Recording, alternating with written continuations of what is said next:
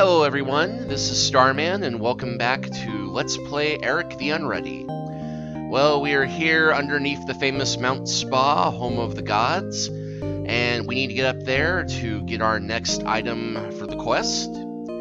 But first things first, let's see where we are and read the newspaper. Pasture. You are basking in the shade of a tall uka-gum tree, whose limbs are thick with juicy leaves. The tree is just too big around to climb, but the lowest branch juts from the trunk just over your head, tantalizingly out of reach. Nearby, a lone unicorn grazes in the pasture. From time to time, he lifts his head and eyes you warily. To the west is the famed Temple of Virgins that rests in the shadow of Mount Spa, the mountain of the gods. You see a newspaper here. Get newspaper.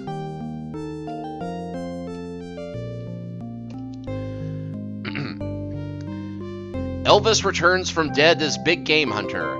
Famous minstrel seeks anonymity in unusual disguise. Yeah, there's us in the jester's cap, sunglasses, chamber pot, and apron. Oh, and gloves. Alright. Giant demon bats exorcised from Dragon Cliffs. A coven of demon bats was driven out of the Dragon Cliffs yesterday by a 6-year-old child. "She got the power, ain't no doubt about that," commented a gibbering old woman who acts as a frequent confidential source to the Inquirer. The girl is apparently unaware of her special power and believes she was making mud pies at the time the exorcism occurred.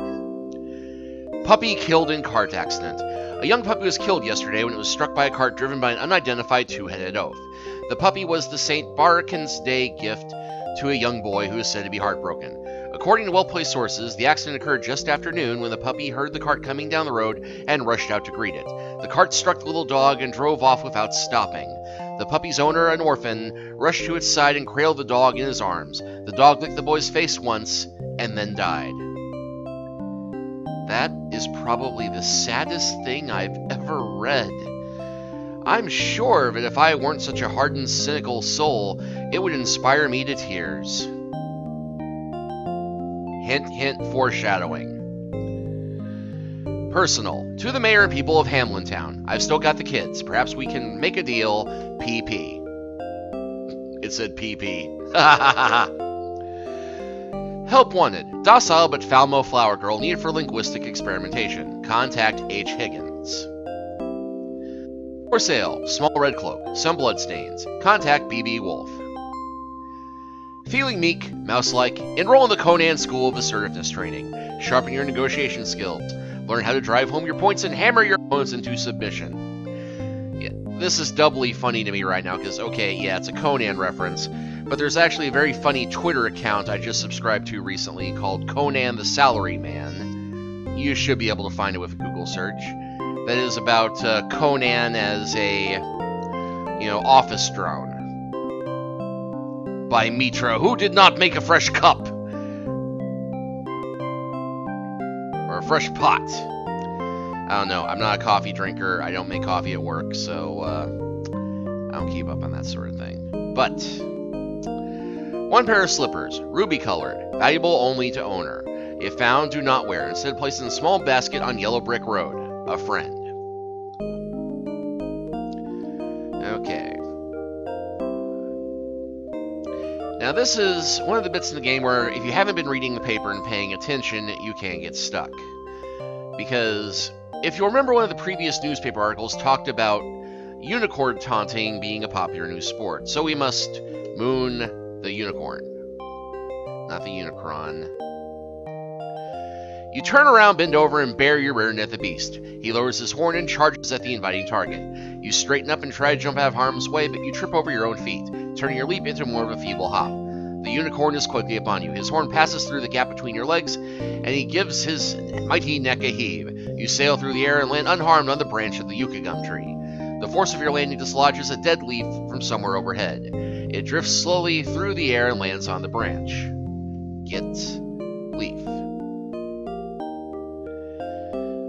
And another thing you'll remember from the newspaper, or you might not, is that it had an article on how to make unicorn chow, which requires the tears of a virgin and a dried leaf of the yucca-gum tree. Well, isn't that convenient? We should be able to climb down here, even though we couldn't climb up the tree. Okay, so let me consult my list of silly things.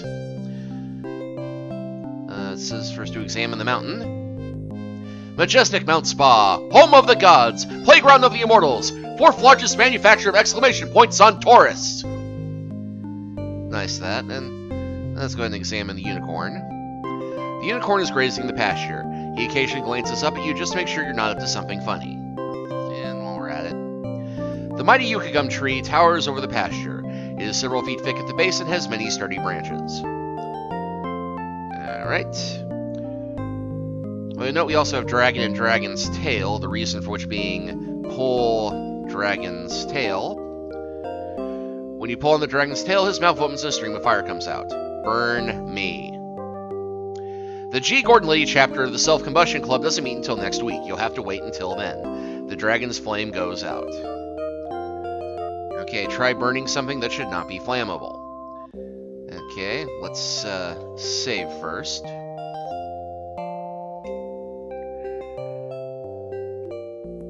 Pull tail, burn unicorn.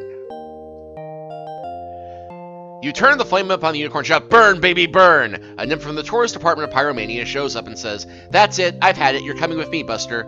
She drags you off and forces you to attend a week-long remedial class that features a large talking bear in a funny hat.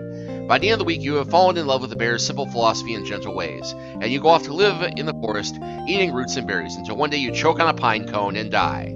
You have failed. Well, let's undo that then.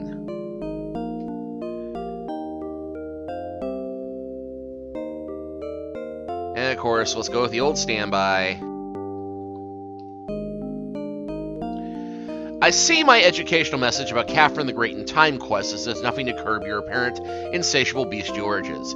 So to satisfy your purient curiosity, let's imagine for a moment that the rumors about her were true. Doesn't it make you wonder how the phone call would have gone if she wanted to practice safe sex?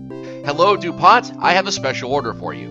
Again, she probably would have called Trojan, what with her equine background and all. Yeah, I want to play Time Quest now because, apparently it was as sick and twisted as this one is.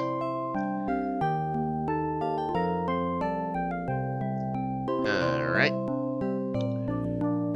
Well, that, I think, is all we can do around here at the moment. So, let's go ahead and head westward.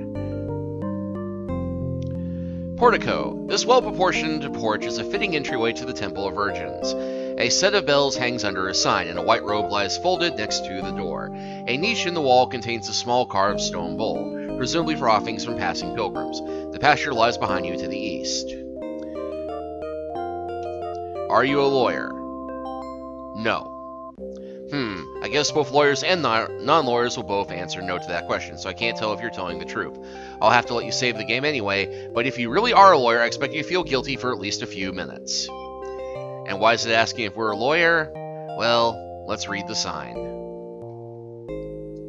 Welcome to our automated door answering system. If you have come to see the virgins bathing, please ring the first bell. If you're a salesman, please save the game and read the second bell. If you're a lawyer, please don't save the game and ring the third bell.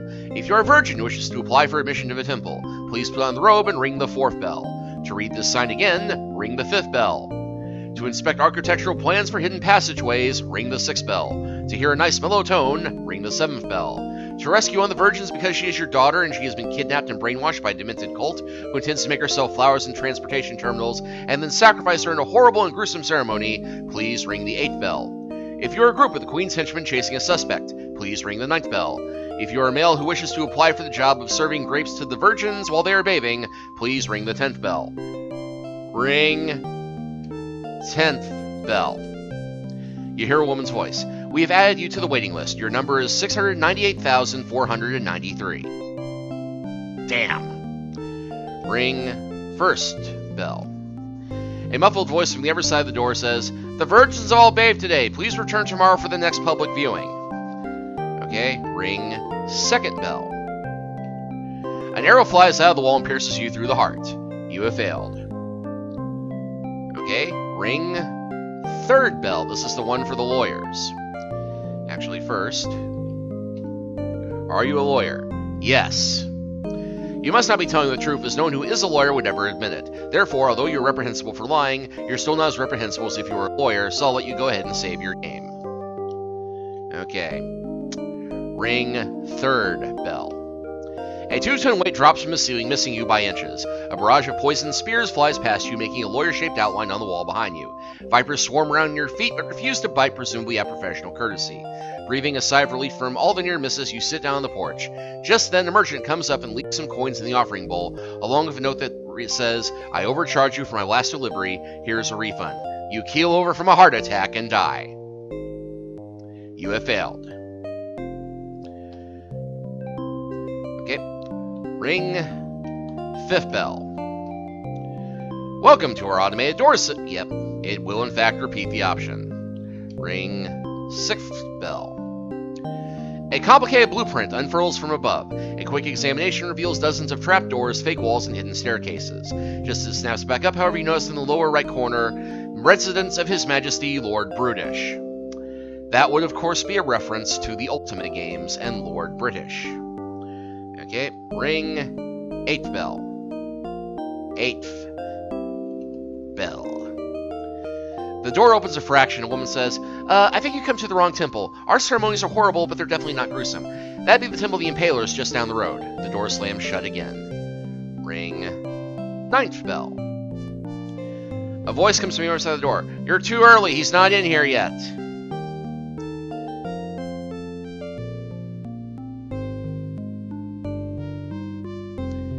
Alright. Well, clearly we need to get inside the temple, so we will go ahead and put on the robe. And look in the robe. Look at robe. Lunate robe. Look at robe. It's a pure white robe that has a single pocket. Look in pocket. You have to be wearing the robe to do that. You put on the robe. The thick folds should conceal your gender from casual eyes, and with luck, you won't want anybody who wants to make a thorough examination. Within the pocket, you see a hanky. Get hanky. Ring 4th bell. The door opens and a comely young virgin takes you by the hand, leads you inside. The room is done in muted earth tones, probably in a futile effort to calm the nerves of the women who are to be examined here. It is sparsely furnished with a table and a small stool. The only exit leads north to the interior of the temple, and that is blocked by the virgin who has been set to guard you. The girl says, "Welcome to the Temple of Virgins. Naturally, we cannot admit you into our sisterhood without confirming that you are indeed a virgin. But do not worry. The test is quick and painless. It'll begin in 15 minutes. The girl settles in to wait. And, yeah, I think I'm going to give them quite a shock when they do the examination. But let's go ahead and save here, so that I can try a few of the silly things on the list. Because let's see, where was I? Examine the pasture, done that. Try and burn yourself with the dragon. Try ringing the bells outside the temple. Remove robe. As soon as you start to remove the robe, the virgins scream, "It's a man!" The door flies open and two of the largest virgins you've ever seen appear. They frog march you back outside the temple and deposit you in the pasture under the Uggam tree.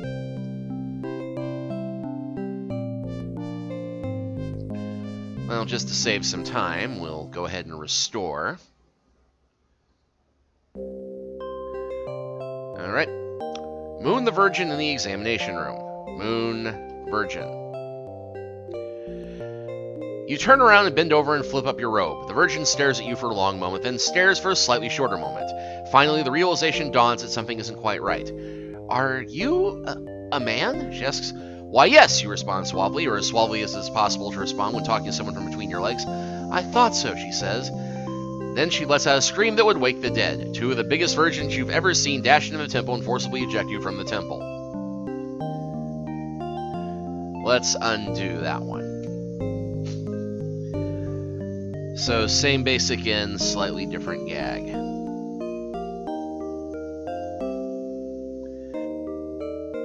Okay, well now in order to pass the examination,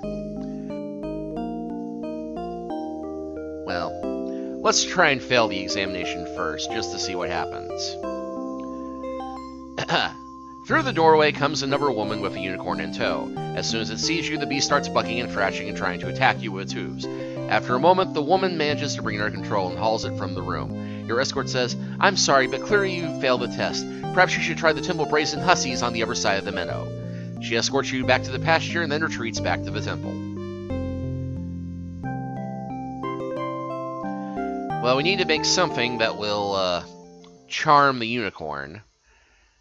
And remember what I said earlier about the unicorn chow recipe? Of course, we need virgin tears for that to work, but do I have something sad that could inspire this virgin to cry? Oh, only today's newspaper. She asks you to read the paper to her. As you begin to read the story of the girl, she begins to sniffle. Further on, she begins to cry. By the time you're done, she is sobbing uncontrollably, her shoulders shaking and tears streaming down her face like water down a flume. Give hanky to virgin. You give her the hanky and she presses it to her face. She continues to cry for a few moments, completely soaking the hanky. She then gives it back to you and snuffles. Thank you. Okay, put leaf in hanky. The dried leaf immediately disintegrates into crumbs, which then absorb all the moisture from the handkerchief and combine to form a gummy blob. Okay, gonna save here. Eat chow. Unicorn chow is widely believed to be fatal to humans. Government scientists believe that this is because everyone who has ever eaten any has died. Okay, won't let me do that just to see if I can do it. Okay, throw chow at virgin. The chow sails past the guardian virgin, who doesn't notice a thing, and then comes to a rest nearby. Well, that was anticlimactic. Alright. Through the doorway comes another woman with a unicorn in tow. As soon as it sees you, the beast calmly walks up to you and starts to nuzzle your hand. The girl exclaims, "You passed the test! Congratulations and welcome to our sisterhood. You're really lucky. It's a feast of the god of the full moon. We're sacrificing one virgin every hour on the hour. Maybe you'll get chosen, although they usually don't take girls on the first day." She leads you into the main part of the temple, kisses you on the cheek, and waves goodbye.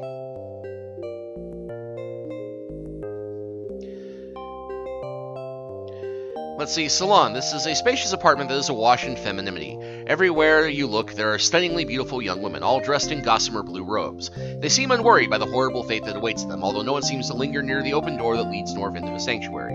Occasionally, an individual voice rises above the general din, and you catch an interesting snippet of conversation. Couldn't keep a secret if you welded her mouth shut. And actually, let's undo real quick, because it just occurred to me we never got a chance to talk to this virgin. What's with that unicorn out in the pasture? Sometimes I dream about him at night. I wonder if that means anything. It means you're a replicant!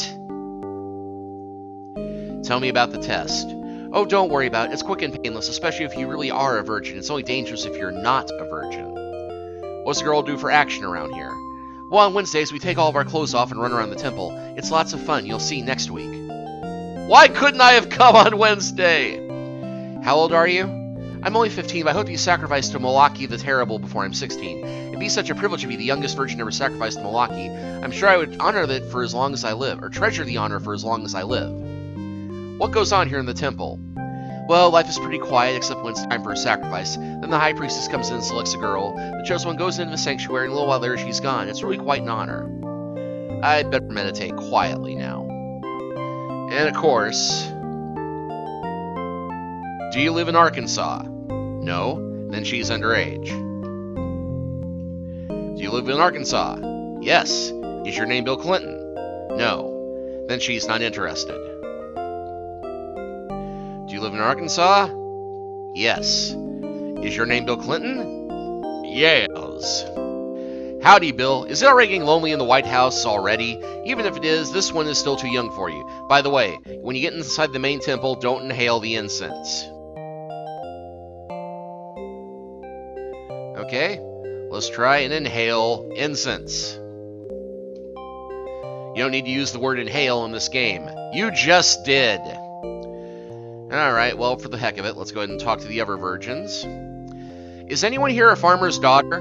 Come to think of it, no. Perhaps they're not interested in religion. What would you do if a man came in here right now? we would firmly but politely ask him to leave. What are the sleeping arrangements here? Oh, we just lie down on the floor and cuddle up with whoever's nearest. You'll find out tonight. Why are your robes so much more revealing than mine? You have to wear your novitiate robe for a week. Then you'll get one like ours. You'll definitely be more comfortable. How can I get scheduled for the sacrifice? It's nice of you to be enthusiastic, but no girl has ever been selected on the first day. The best thing to do is wait until the priestess picks you. I have to go brush up on my rituals.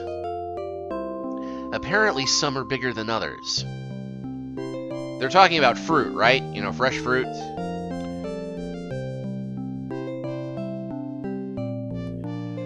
Well, we'll go ahead and save here because we all know where this is going. You turn around, bend over, and hike up your robe. A man! Cries out one of the virgins charging toward you. Wait a minute, are you sure? Another says. The first virgin stops in her tracks and gives your backside critical appraisal. Well, I think so, she says. But you're right, it's kind of difficult to tell. I know, let's bring in the unicorn. One of them runs and fetches the unicorn. As soon as the beast sees your exposed posterior, it charges right at you, and this time you're unable to leap out of the way. You have failed. We will go ahead and undo that. And remove robe here. Someone screams, "It's a man!" The girls are on you in an instant, ripping off the remainder of your clothes and smothering you with kisses. Literally smothering, as it turns out. You have died, but what a way to go. You have failed. Have I failed, or have I succeeded beyond my wildest dreams? Okay, we'll undo that. And if we just want to go simple and try... You fling off your robe and yell, "Come and get it, ladies!" Fortunately and unfortunately for you, they do. You have failed.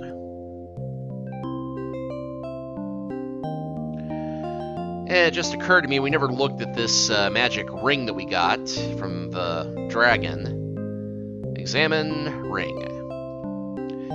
It's neither shiny nor dull, but halfway in between. Gain some weight. Yeah, we're going to be getting cliche woman gossip from listening to them. Now let's try wear ring. You put on the ring and the upper half of your body disappears. The virgins nearest you scream in terror. Strapping acolytes rush in from other parts of the temple. Outraged by this demonstration of demon magic in their holiest of temples, they exercise the centuries-old prerogative of the radically religious and rip you to shreds. You have failed. So yeah, the semi-precious ring turns me half invisible.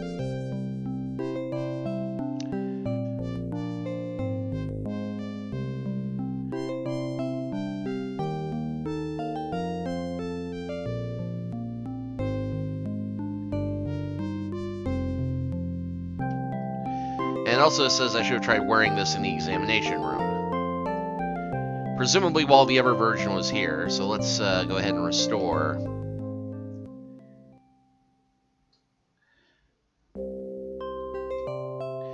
Okay, apparently I can't go back and do that, so, well, I apologize for that, but presumably something else silly would have happened to have gotten us killed. Alright, let's go ahead and examine door. It's the kind of door that you can tell means business just by looking at. Doors to Swiss bank vaults could take lessons in solid from it. At the moment, at least, this door is open. At least that way you can't fall off.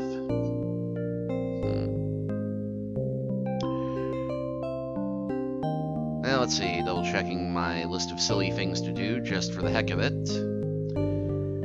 Let's see, got that. Yep, we have actually done everything here we possibly can do, so let's go ahead and head north. Sanctuary. The great and terrible visage of the god Molokai takes up the entire north wall of the sanctuary. The terrifying eyes seem to follow your every step. The lips are open in a horrible grimace, revealing sharp teeth that are clenched shut. Against what wall is a vat of sacrificial wine. The only exit is to the south. Drink wine. You take a small, satisfying sip. Drink wine. Take another small, satisfying sip. Drink wine. Take a medium-sized, very satisfying sip. Drink wine. You take a small cup. Gulp. You take a good-sized belt. You dunk your head in the vat and inhale. That's I couldn't inhale. You put your hands over your head like a ballerina and pirouette around the room singing, "I feel pretty!" Then you walk up to Maliki and say, "You think you're so tough? Well, let's see you do this." You plunge your hand into your side and rip out your appendix. You fling the pulsating organ at the statue's face, and then sit down on the floor, hoping the game designer remembers to implement the undo feature. You have failed. Okay, what we have to do from here is stand in that, and wear the ring. Given that the lower part of your body is obscured by the wine, you are now completely invisible. Now remember they said that they were sacrificing virgins every hour on the hour.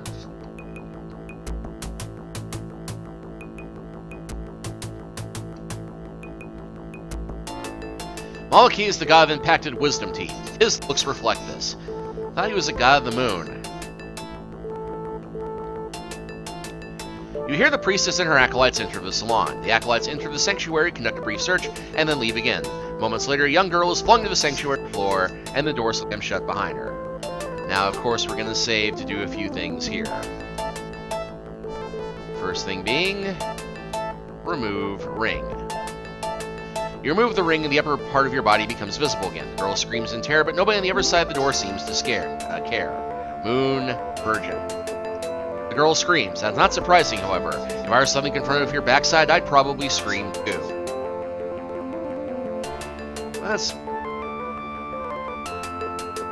Hi, my name is Eric. You know, you're never too young to start planning for retirement. I've got a couple of long-term savings plans here that would...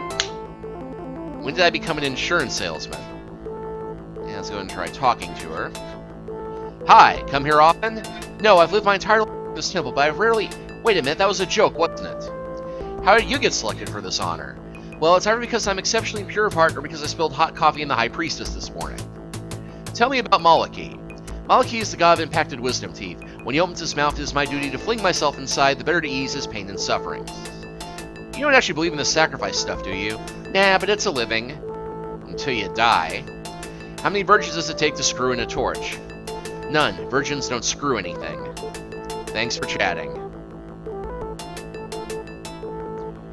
Well, if only we had some way to stop her from screaming and going through with this morbid and horrible ritual.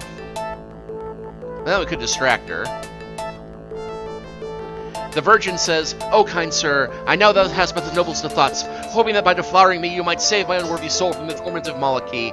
But a virgin I am, and a virgin I must remain. So I must decline thy gracious offer, and knee thee most forcefully in the groin." Well, let's go ahead and restore real quick. Because I'm not sure I have time to do the rest of the silly stuff. Because in fact, what we need to knock her unconscious is give the book with the Legend of Baldur to Virgin. You get out of the vat and give the book to the girl. At first, she is too hysterical at the sight of you to even notice that she is holding anything. Then, slowly, the book's tedium seems to reach out and starts to calm her down. She glances at the cover and takes in the complete lack of anything interesting thereon. She listlessly opens the table of contents and sits down on the floor. She turns the page and gazes at the preface for several moments, her eyelids drooping. By the time the girl gets to chapter 1, she's lying on the floor. You see her lips form the words, "In the great days of Baldur," and then the book falls from her hand and she's out like a light. Okay, now we can try to greet Virgin. You raise the girl's limp hand and give it a hearty shake. She pries open one eyelid and says, "Either you're one of Legend's testers or you have way too much time on your hands." You fail to get a reaction from the unconscious Virgin. I could swear I saw Molokai snicker at you, though. And of course... The room is suddenly filled with a rosy glow, and suddenly hundreds of lovely woodland nymphs appear. They gently raise the slumbering girl, remove her robe, and bathe her with 10,000 dewdrops. Then a silk-corded four-poster bed appears out of nowhere. They place her upon it and beckon to you. As you approach, one of the nymphs glances at a line etched into the bedpost just above your head, then she says, "Oh, sorry, you must be taller than this line to fuck the Virgin." The nymphs disappear as quickly as they came, and when you blink your eyes, everything has returned to normal. Okay, so we tried doing the Virgin, we've tried mooning the Virgin, we've tried greeting her, tried drinking the vat. I believe, yep, we have done every single silly thing in the Temple of Virgins that's possible to do, except for that one bit that I screwed up earlier. Shame they didn't print this in order. Alright, well, Nothing to do but wait. Smoke starts to peel from Malachi's nostrils. Wait. Fire pours out of Malachi's eyes. Wait. Malachi's teeth slowly come apart. A low rumble comes from somewhere inside the mouth. Enter mouth. Summoning up all your courage, you dive into the blackness. Expecting to die at any second, you pass through a wall of flame and then fall in space for what seems like forever. You land with a thud, which knocks you out for a second. When your head clears, you are aware of a sense of gradual upward motion. Cautiously, you open your eyes. Escalator. You are slowly rising through the hollowed-out core of Mount Spa, the famed mountain of the gods. A warm, steady breeze blows up from below, and it almost feels as if instead of the escalator is carrying you higher. The escalator continues to carry you up into the mountain. A sign comes into view. Read sign. Please keep both hands inside the escalator. The gods will not be responsible for your personal injury. You pass the sign, rising higher and higher all the time. Oh, what the heck. You jump them down a few times and then need to rest.